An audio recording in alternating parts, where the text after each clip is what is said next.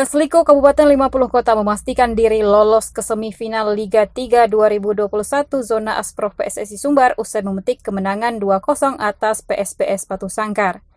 Dalam pertandingan berjalan cukup keras dan tensi tinggi itu, Gasliko membuka keunggulan di awal babak pertama dari tendangan bebas Ismail Hadi pada menit 7.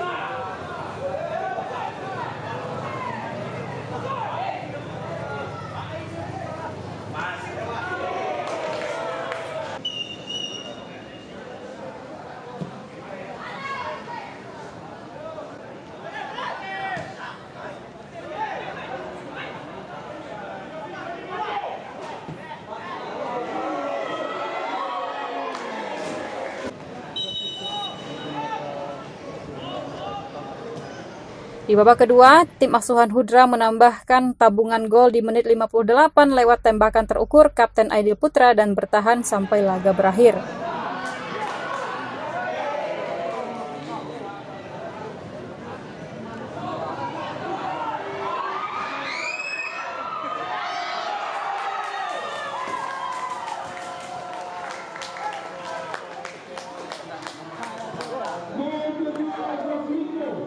Kemenangan kedua Gasliko di penyisihan grup 8 besar grup F ini memastikan langkah Bobby Chandra CS ke fase semifinal.